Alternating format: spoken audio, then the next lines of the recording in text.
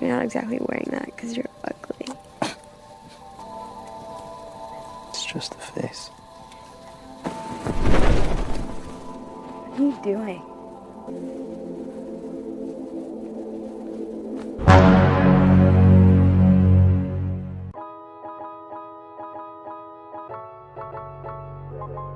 Halo para omnivora, bagaimana kabarnya? Jika di Indonesia ada film Terlalu Tampan, maka di luar negeri ada film Look Dead Kill, di mana dalam film Terlalu Tampan, tokoh utamanya memiliki ketampanan yang luar biasa yang membuat siapapun yang melihatnya mengakibatkan kesurupan bahkan masuk UGD.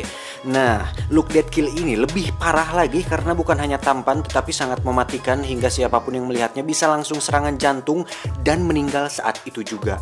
Penasaran? Enggak? Langsung saja ke alur ceritanya. Bekicot. Get it when I get back.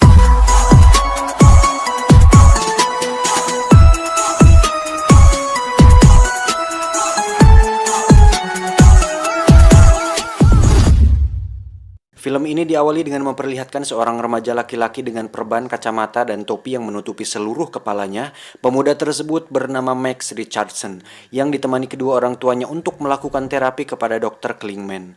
Max mengatakan bahwa dia mengalami kelainan dan kelainannya itu terletak di wajahnya yang terlalu tampan sehingga setiap orang yang melihatnya akan mati. Begitu pula para dokter yang membantu persalinan Max, mereka mati setelah Max lahir.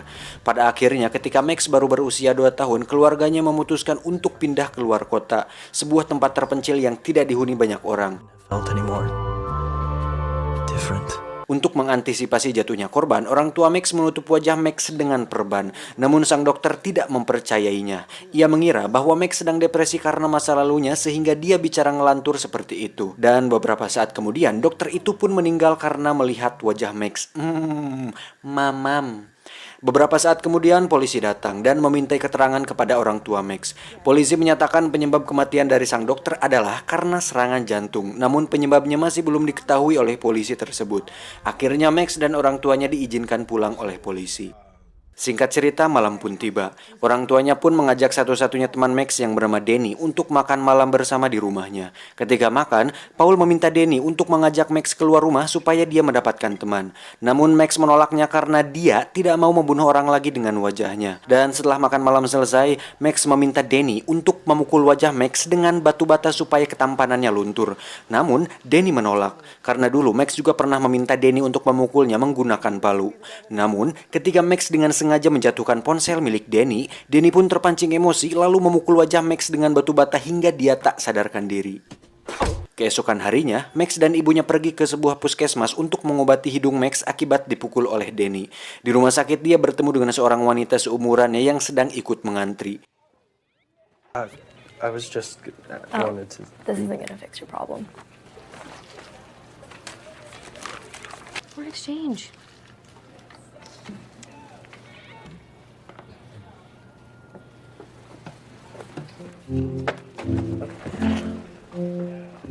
Setelah Max kembali ke rumah, Denny mengunjungi Max dan dia meminta maaf. Dan untuk menebus kesalahannya, Denny mengajak Max untuk bertemu dengan seorang wanita bernama Erika di sebuah restoran. Try not to describe yourself as being deformed tonight. You said you wanted to meet girls. I got you a Valentine. Oh my god. What's going on? Oh my god. Shit. Oh, you know what I mean. Setelah mereka bertemu, Erika mengira dia akan berkencan dengan Denny. Namun faktanya, Denny hanya menjodohkan mereka berdua. Got these two. Damn. Wait. Setelah Denny meninggalkan mereka, datanglah cowok fuckboy bernama Craig dan mengganggu mereka. Ketika Max tidak sengaja menumpahkan minuman di depan Craig, Craig mengelap baju itu dengan wajah Max yang diperban. Dan setelah itu, Erika meninggalkan Max. Keesokan harinya, Max berencana untuk menjatuhkan dirinya ke walungan dengan tujuan untuk mengakhiri hidupnya. Namun, rencananya dapat digagalkan oleh seorang wanita yang kebetulan lewat di sana. Dan ternyata, wanita itu bernama Alex, wanita yang ikut mengantri di puskesmas kemarin. Pretty dark. It could be the sunglasses. Setelah rencana bunuh diri itu gagal, Alex kemudian mengajak Max untuk pergi ke sebuah panti jompo dan mereka bersenang-senang bersama para jomblo di sana. Romance novels. Dirty ones. Setelah pulang ke rumah masing-masing, Max menceritakan pengalamannya dengan Alex kepada Denny. I don't know. Try and bump into her again? Esok harinya, Max pergi lagi ke dekat jembatan untuk bertemu kembali dengan Alex. Setelah menunggu beberapa saat, akhirnya Alex datang dan Max mengajak Alex untuk main ke rumahnya. Why not just spend a couple more hours with me? Start walking before I start saying no. Tiba di rumah, mereka pun bercakap dan saling jujur dengan keadaan masing-masing, di mana Max mempunyai wajah yang terlalu tampan dan Alex dengan penyakit kardiovaskular langka, di mana penyakit tersebut adalah semacam alergi terhadap endorfin. Bagi yang belum tahu endorfin, endorfin itu adalah senyawa kimia yang bisa timbul karena perasaan tertentu, seperti senang dan sedih, sehingga ketika Alex merasakan perasaan dari dalam dirinya, entah itu bahagia atau sedih, hal itu menimbulkan peradangan dan peradangan tersebut menimbulkan jantungnya bengkak, dan itu selalu berkembang setiap hari. Otomatis, si Alex ini tidak pernah merasakan sedih atau bahagia sejak kecil dan itu sangat menyakitkan. Anjing asa hampa atau hirup teh.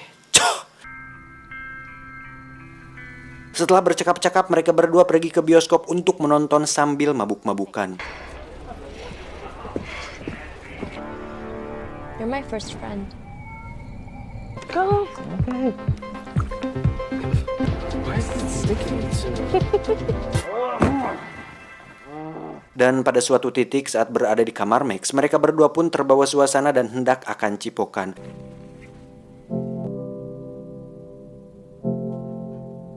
Namun hal tersebut digagalkan oleh kemunculan orang tuanya. Di situ orang tua Max memperkenalkan seorang wanita bernama Yushen yang merupakan anggota pergantian pelajar yang akan tinggal bersama mereka. It looks like you're making a walking stick. Suatu hari saat Max dan kawan-kawan pergi berkemah, kejadian tak diduga terjadi saat Max cipokan dengan Alex, di mana cipokan tersebut memicu naiknya endorfin sehingga Alex mengalami peradangan jantung dan harus dilarikan ke rumah sakit.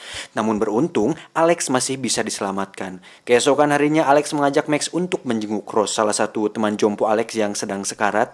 Namun perasaan sedih terhadap Rose malah memperburuk keadaan Alex dan menyebabkan Alex mimisan. Tak tega melihat Rose yang sekarat kesakitan, Max pun membuka perban dan sengaja membiarkan Rose meninggal lebih cepat. Setelah kejadian tersebut, Alex pun dibuat galau dengan menghilangnya Alex. Faktanya, Alex sengaja menjauhi Max karena penyakit yang dideritanya semakin parah dan sebagai permintaan maaf, Alex meminta Max untuk pergi ke pesta dansa. Di situ mereka pun terlihat sangat bahagia walaupun di sisi lain mereka menderita karena penyakit yang dideritanya masing-masing.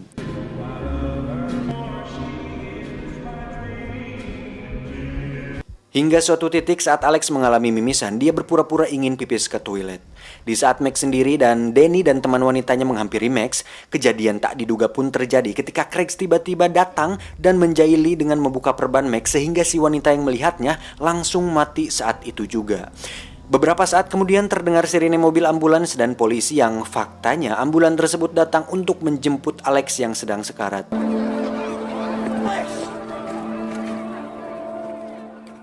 Atas kejadian tersebut, Alex pun ditahan sementara di kantor polisi, tapi karena tidak adanya bukti, akhirnya dia dibebaskan.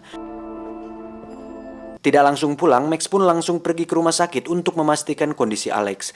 Tiba di sana, Alex pun langsung memberitahukan perihal kondisinya, di mana sejak kecil dokter mengestimasi bahwa Alex akan bertahan sampai usia 16 tahun. Namun hingga 17 tahun usianya sekarang, Alex ternyata masih bertahan dan itu merupakan suatu keajaiban. Faktanya sebelum bertemu Max, Alex tidak pernah merasa bahagia karena seperti yang kita tahu jika Alex merasa sedih atau senang, maka penyakitnya akan kambuh. Dan dengan semua penderitaan yang telah terjadi, Alex pun meminta Max untuk membuka perbannya agar dirinya bisa mati lebih cepat dan tanpa rasa sakit. Tapi justru Max memarahinya dan pergi meninggalkannya. Sejak saat itu, Max tidak pernah mengangkat telepon dari Alex dan Max pun pergi menemui Danny untuk meminta saran darinya. Dan setelah diberikan beberapa petuah bijak yang didapatkannya dari caption di Instagram, Max pun akhirnya eling dan kembali menemui Alex. Dan pada akhirnya, karena Max tak tega melihat Alex sekarat, Max pun perlahan membuka perbannya agar Alex bisa meninggal lebih cepat dan tanpa rasa sakit. Namun hal mengejutkan terjadi ketika Alex ternyata tidak mempan dengan wajah mematikan Max. Dan justru Alex meninggal karena penyakit yang dideritanya. It's just between my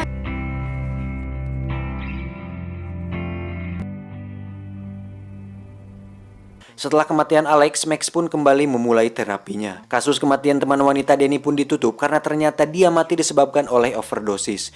Hingga bisa disimpulkan bahwa orang-orang tersebut mati bukan karena melihat wajah mematikan Alex, tetapi karena tidak memiliki ketulusan hati dan kesempurnaan cinta.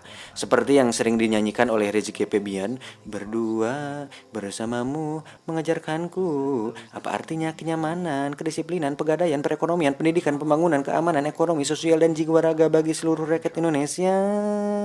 Tamat, ending yang sangat mematikan. Secara keseluruhan film ini merepresentatifkan kondisi saya perihal kalian semua yang penasaran dengan bebenguk atau wajah saya. Karena saya sengaja tidak face reveal, takut kalian semua shock melihat wajah saya yang sangat-sangat mematikan. Pesan yang bisa kita ambil dari film ini adalah cintailah seseorang bukan karena fisik tetapi karena hatinya dan juga uangnya. Halah. Saya John beserta jajaran tim yang bertugas mengucapkan sampai jumpa di video selanjutnya. Ih, libedih.